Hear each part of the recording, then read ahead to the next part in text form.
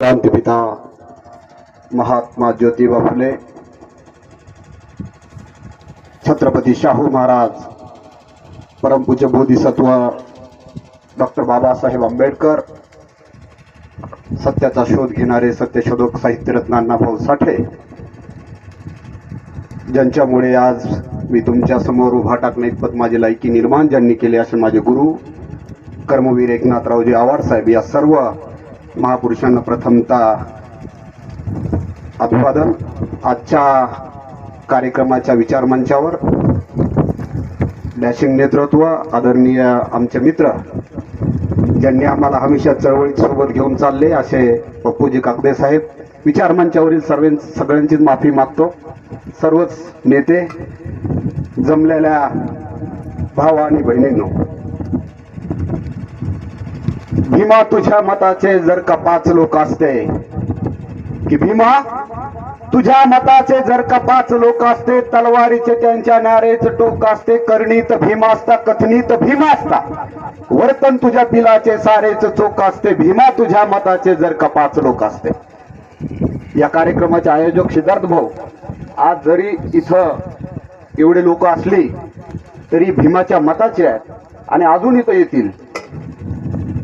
म्हणून मला इथं आम्ही मोठी गाडी आणली, आमची ट्रॅव्हल्स खाली लावली, म्हणलं आपण जरा पायी जाऊया.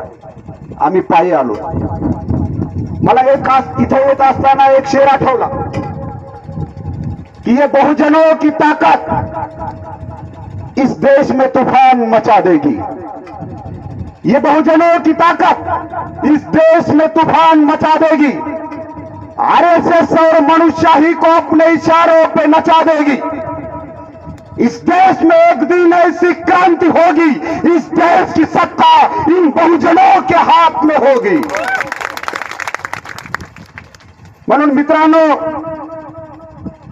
आता भीमगडाचं भूमिपूजन झालेलं आहे. म्हणून सिद्धार्थ भाऊ, माझ्यासारख्या चळवळीतल्या कार्यकर्त्याची ही अपेक्षा आहे की या भीमगडामधून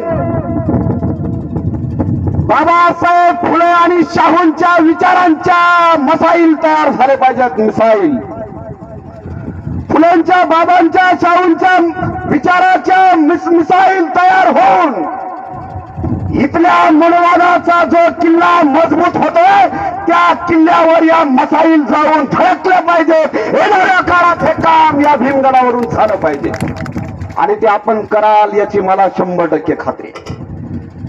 मित्रांनो, इथं जर सांगायचं झालं